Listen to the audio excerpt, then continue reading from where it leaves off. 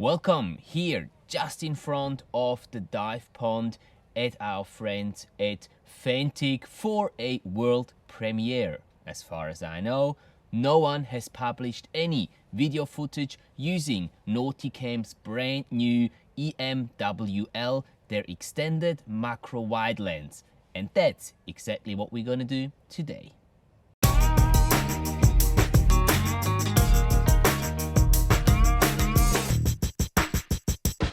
Hi and welcome to the Underwater Filmmaking School. Thank you very much for tuning in again. My name is Matthias, and if you're new here, please consider subscribing to the channel if you're interested in underwater filmmaking, because that's what we talk about here. Now today we've got something very special for you guys. As you can see, we have left our studio from inside the Fantic store and we're here outside of the store, just in front of the beautiful little dive pond that we're going to be using to test the brand new EMWL, the extended macro wide lens made by Nauticam. As far as I'm aware, by the time we're recording this video, no one else has published any video footage using that special lens to shoot underwater. So hopefully by the time it actually gets published, we will still be the first ones to actually show you what video footage looks like using that lens underwater. Now we're gonna get ready in a minute. Sebastian, my dive buddy and cameraman, is gonna join me here in the pond. He's gonna take some behind the scenes shots, because what really interests us, other than what kind of footage you can get with that lens, is how that lens handles underwater. We wanna know how the buoyancy characteristics are, how easy it is to actually get decent shots, or special shots to be more precise, using this lens underwater. As soon as we get out of the water, we'll have a look at the footage and we'll sit back with you here, guys, and we'll talk about our findings from that very first time using the EMWL for shooting video underwater. Let's go.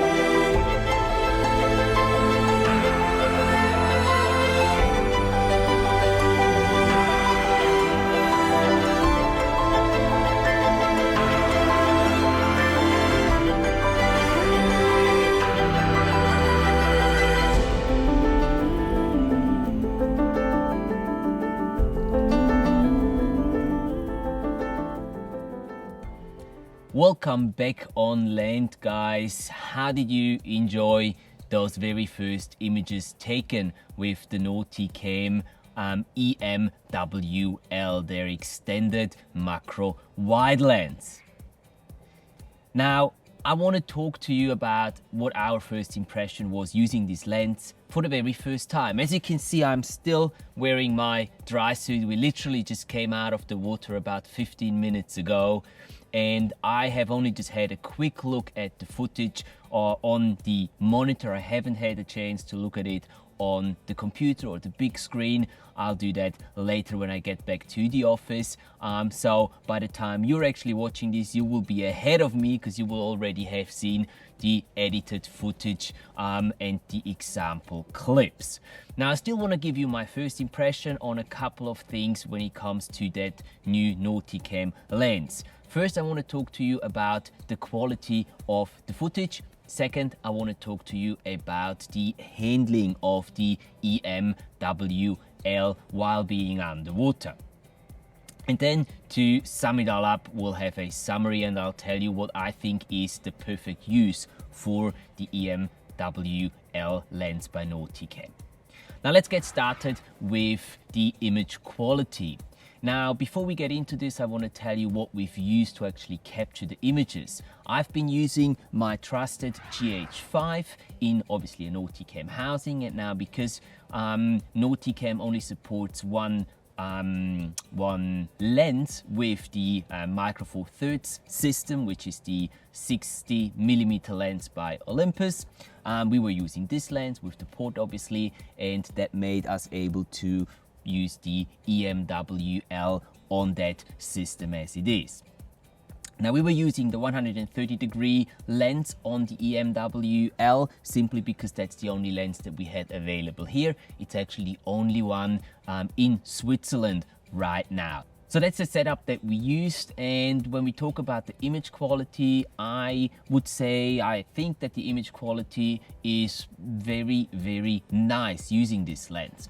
Now, the sharpness of the lens is quite outstanding, as we know from the optics of Nauticam. That's always been one of their strong suits. It is sharp from one corner throughout the entire image to the other side, and it also doesn't have any bending, which is quite impressive. Normally wide lenses or fisheye lenses, they will often get this kind of fisheye look, the bended curves, the bended lines on the side of the image. You don't get that on this lens whatsoever. So I'm really impressed with the quality of the optics here.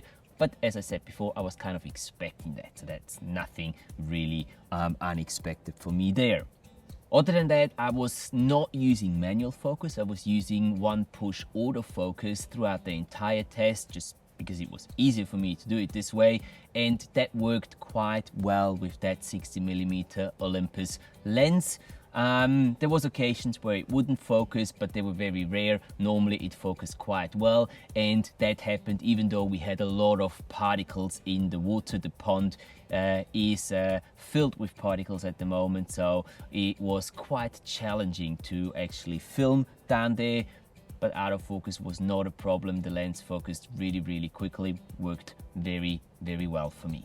Now let's get to the other topic. Let's talk about the handling, and that's actually the part that I was most interested in before we got into the water, simply because, as I mentioned before, Nauticam is known for their quality optics, so I wasn't afraid that the image wasn't going to be good, but I was afraid and a little skeptical that the handling of this rather big lens was going to be a bit difficult underwater. To make it a little more difficult, we also decided not to go diving in our wetsuits today.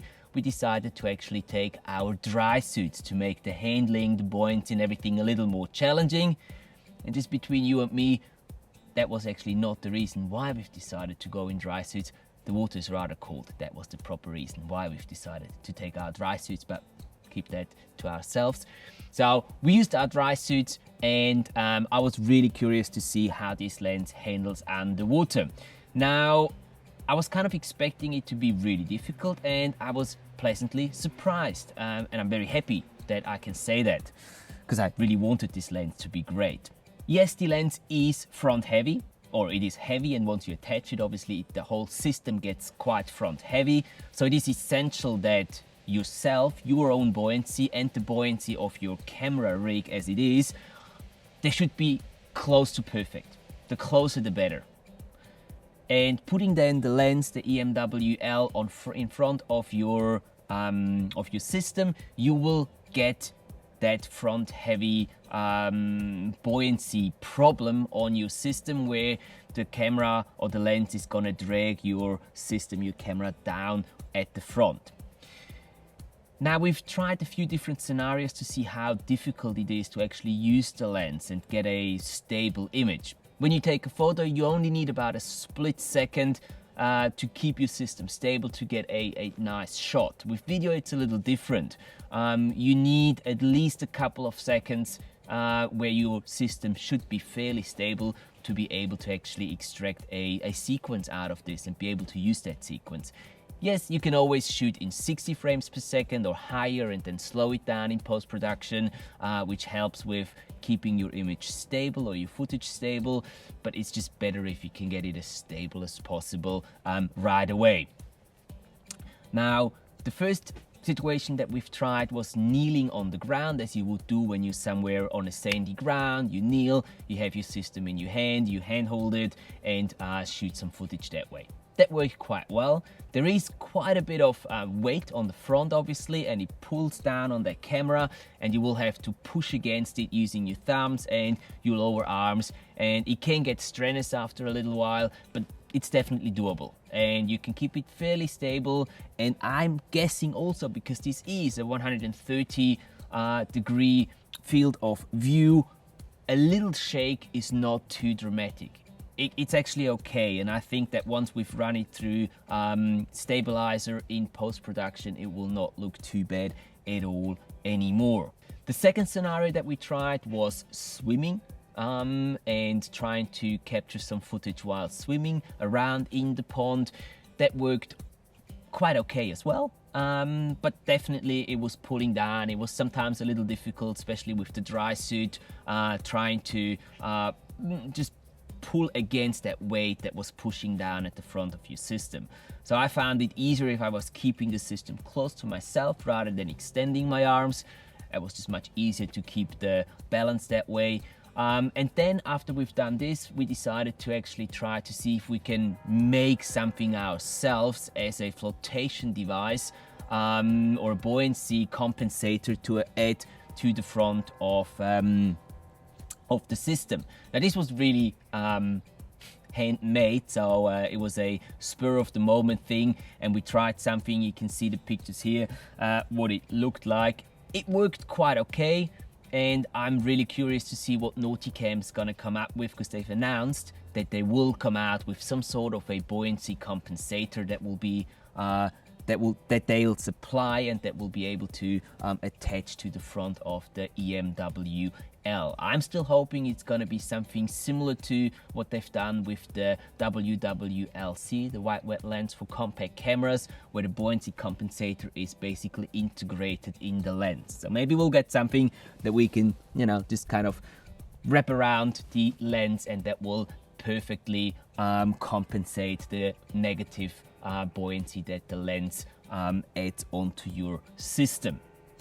Last but not least, I nearly forgot, we also put the system on a tripod and try to get some stable shots that way. Obviously, putting something on a tripod will get you stable shots, but there's a few things that you need to keep in mind. First of all, you want to use a high quality tripod. Trust me, you don't want to put a small gorilla pod and screw that into the bottom of your housing and use it that way. There's no way you can actually balance and hold that system using a weak or small tripod. It's probably best to go with Nauticam's own tripod system, where you have ball mounts that you put onto the side and onto the back of your underwater camera housing, and then you can attach tripod legs onto that. Having said that, make sure that you do tighten those clamps on the tripod legs quite a bit, because otherwise you will find that the tripod legs will slide away and you won't be able to actually keep your camera positioned the way you want to. A little tip as well is to keep the two front legs or the side legs a little longer, a little more extended than the back leg of your tripod. That's gonna push your camera into a slightly upward position, and it's gonna make it much easier for the tripod to actually balance the system rather than trying to keep it leveled or even pointing the camera downwards. Now, as you might know, the EMWL is a wet lens, so it is designed to have water in between all the elements, and it actually needs the water to be able to focus properly and to work properly, which also means that you can actually take it down from your gear underwater, which is really cool, because you can have this system as a wide angle system while you're down there trying to shoot something specific, and if you see something that you, let's say, want to capture as a macro shot, you can just take it down and you've got a macro port or a macro lens behind it that you can use then. I was skeptical whether or not you'll be able to take it down very easily while being underwater. Again, being in a dry suit, having dry suit gloves on, we tried that and it worked without any problems. I'm very amazed how simple it is to take it off underwater and put it back on as well. So just for the fun of it, we left this middle part out as we assembled it again, and as Nauticam says in their product description, we ended up with a upside down flipped image, and it was also mirrored.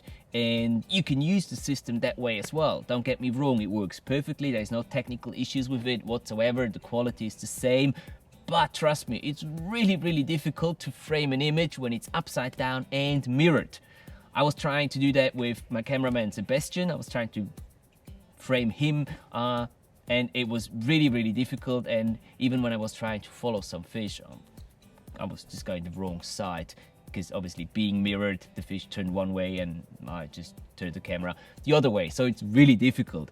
It's a way that you can save some money if you don't want to spend the money to get all the 3 components of the system. I would not suggest it because I think it's going to be really difficult to get some proper shots without that middle element that flips the image around again and shows it properly on your screen or through the viewfinder.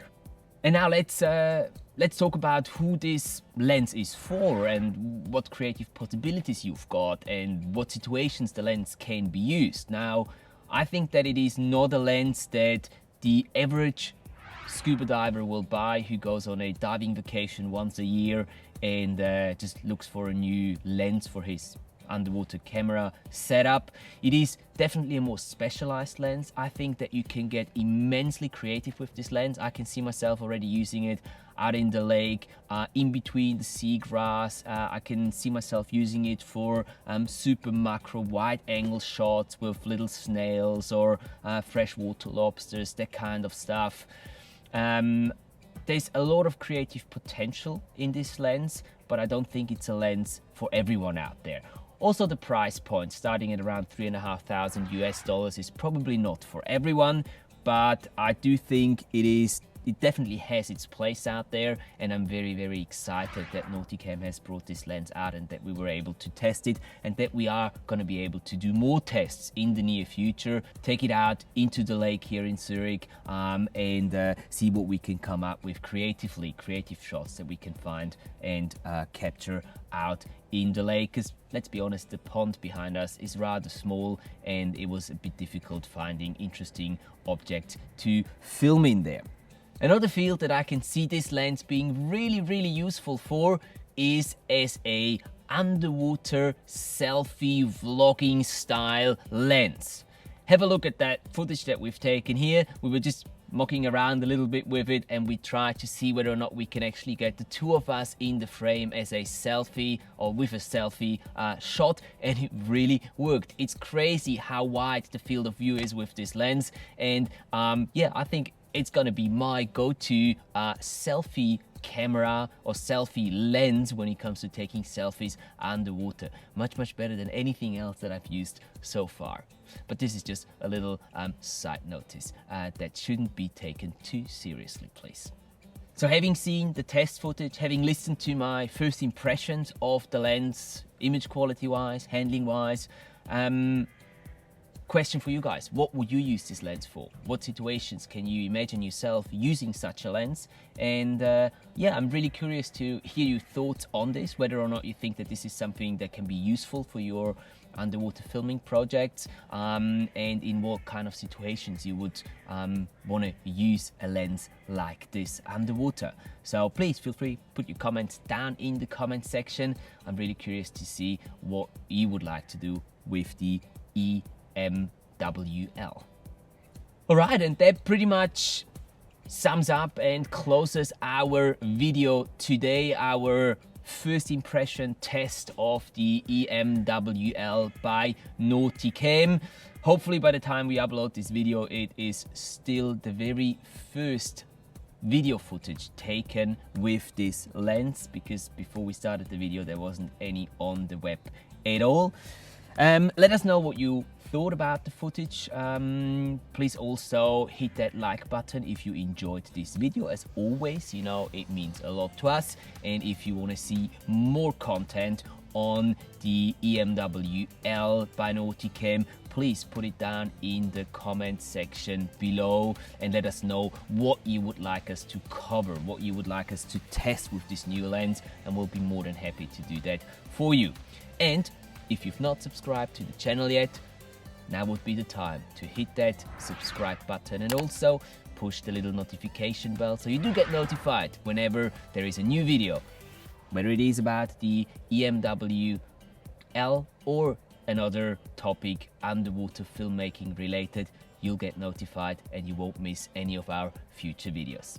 And before we end this video, I want to say a special thank you to a very special person today, to Susie, our assistant right back there in the background. She was assigned the role as lifeguard today. You can see the life ring around her neck, and she was taking care and looking after us while we were down in the pond testing the EMWL for you guys. Let me know if you want to see Susie in any of our future videos, and we'll make sure to assign her new roles throughout the coming videos and episodes on the Underwater Filmmaking School. Thanks again for watching, guys, and I will see you in the next one.